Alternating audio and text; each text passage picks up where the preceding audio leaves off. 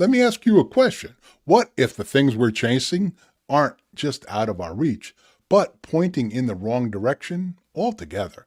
Today I'm sharing 3 poems. They're not linked by topic, but by truth. One pulls back the curtain on happiness, showing us how we confuse joy's glow with its source. Another takes a hard look at politics, not to rant, but to reckon with the filth we keep excusing. And the last one, it asks why we cast ourselves into shallow pursuits, ignoring the deeper call to care, even when it hurts. Different tones and different subjects, but each one is calling out the quiet lie underneath modern life. Comfort is the goal, and deeper things aren't worth the cost. If you've ever felt like something about all of this just doesn't sit right, maybe this video is exactly what you're looking for. Let's look at the first poem. In this poem, I'm touching on a universal desire and some mistakes we make about it. We've been taught to chase happiness like it's hiding somewhere, in a job, in a person, in a number on a screen. But here's the problem. We confuse the symptoms with the source. We see someone glowing and assume we need what they have instead of asking what's powering their light. You see, joy doesn't come from achievement. It comes from alignment, from connection, from giving when it's easier to take, and sharing when the world says it's time to hoard. This poem isn't about feeling good. It's about finding the switch. This poem's entitled, Sharing is the Secret. Happiness is distributed freely, but precarious and misunderstood. Fluid, plentiful, evasive. So it's both accessible and elusive. Neither a place nor being. Void of any substance, yet densely full of matter. Its significance cannot be hidden, while it's wholly transparent. Understanding is the key to wrapping your arms around it. Know that joy is its byproduct, non-existent on its own, yet abounding when present, a current like electricity, both potent and in need of power. Useless in one state, transformational in another. Generating happiness is difficult alone, yet easily enkindled with others. Do you need the recipe? Grab a pen. Share your comforts, your home, your defeats, your winnings. Tears, smiles, and praise. You, sharing, is the alternator for jubilation. So let your love light shine. After sharing that poem, I've got some conclusions, and I wonder if you agree. For example, I think we got to understand joy's not for sale. You can't buy it, you can't steal it, and you sure can't fake it along the way. Because joy has a power source, and it's not status, comfort, or even applause. It's connection, it's vulnerability, it's generosity that doesn't expect a receipt. You're not broken if you haven't felt happy in a while. You might just be running on the wrong current. So stop chasing the glow, start feeding the source. And whatever you've got, your wins, your wounds, your wonder, share it. That's how joy gets built.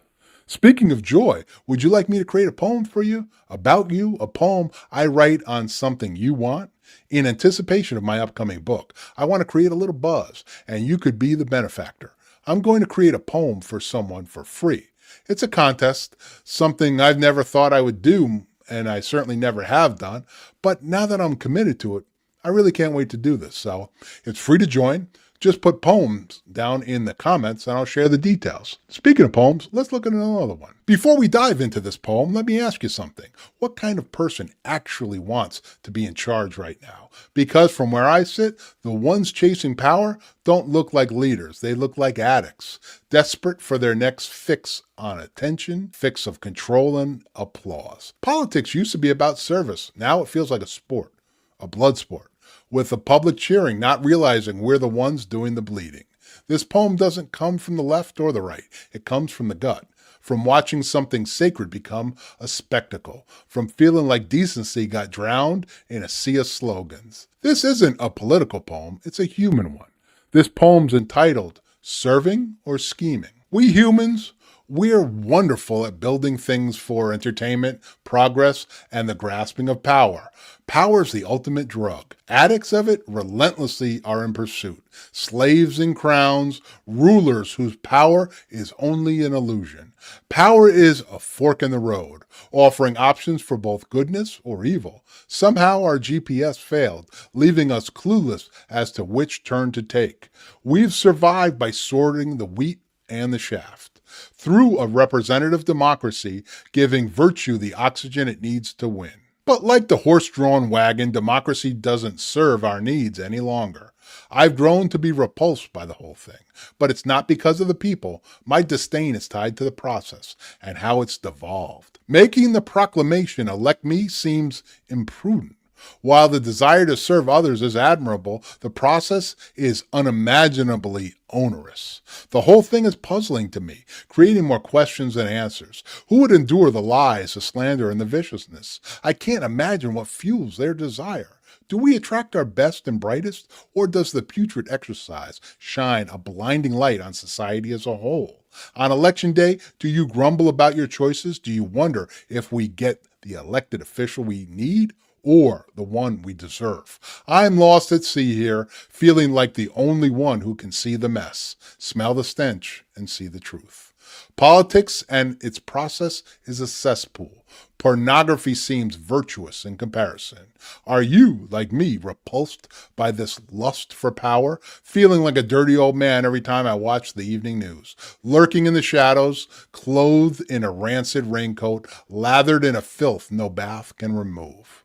Change is the only solution, but I'm lacking hope or confidence because we won't be better until we do better. If you see that poem as a downer, I can get that perspective, but I get a glimmer of hope from it all, and I wonder if you agree. I mean, knowing the problem is the first step to fixing it, isn't it? Because you know what's worse than corruption? Getting so used to it, you stop calling it out. We've reached a point where lies are expected, where candidates are really brands, where truth is optional and loyalty is for sale. And we wonder why it stinks, why the people we vote for make us gag. Maybe they're not the exception. Maybe they're really a mirror. We keep saying we want better, but do we vote like we mean it?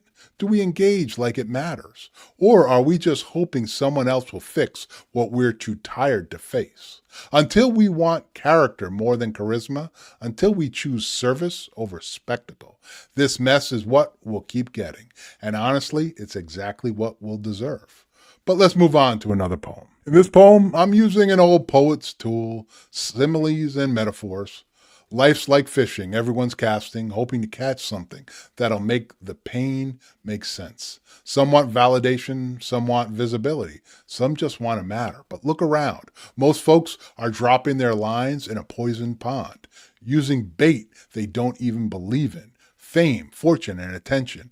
And when they reel it in, it still leaves them hollow. This poem isn't about catching more. It's about questioning what you're fishing for in the first place. And maybe, just maybe, realizing the pole ain't the problem. It's the pond and the bait. This poem's entitled, Apathy's the Catch of the Day. Everyone's casting in life, some for a role, others for a chance. I choose to leave the pole by my side because the bait for this pond's too often injurious. Why compete in a contest that's not worth winning, where the winner's circle is so repugnant? Enter that circle and here's what you'll find. Cruelty is a hardwired standard option in the modern human. We cast our discerning eyes so precisely, yet ignoring the fact that a turned head sees nothing in a mirror. Blissfully uninterested in exploring the relevant, yet consumed like a four-alarmer by gossip, half-truths, and rumors, all a byproduct of a time that is fostering a bustling sense of entitled disinterest. Self-consumed distraction, that's a pillow over the face of esteemable traits. Hurriedly rushing to something or someplace without scrutiny, never gazing out the windshield, fixed on the rearview mirror, positioned to only see ourselves. It's an apathy that's cancerous to our well-being, a malignancy we are inexplicitly loath to remove. The prescription that cures it is found within. Look deep into the shirt we wore long ago, buried in a pile of dirty laundry. When casting an eye, change the bait. Compared to your scanning for wealth and fame, search twice as hard to help another. But let me serve you this warning. Doing so comes with a price. Heavy as a toll when your interest travels outside yourself.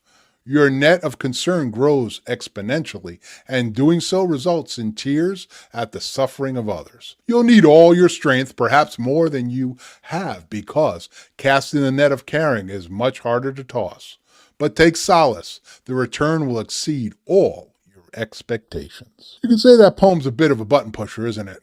Think about it. You want to live with your eyes open? Well, if so, you better brace yourself, because when you cast your care wide enough to see the suffering, it hurts, it costs. You'll cry for people you've never met. You'll bleed in places most folks keep bandaged up and hidden. I've been on both sides of this fence. Life once hardened me to the point that empathy wasn't visible, not just to others, but to myself. Now I can cry at a commercial. Sometimes I don't recognize myself, or at least the old me doesn't recognize the new one.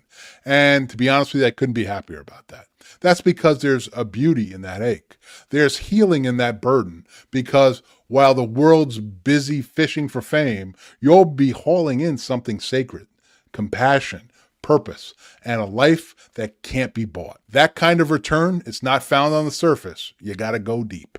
And speaking of going deep, I want to go deeper with you. In fact, let's dive into these poems now. We can continue this exploration. I'll see you over there now.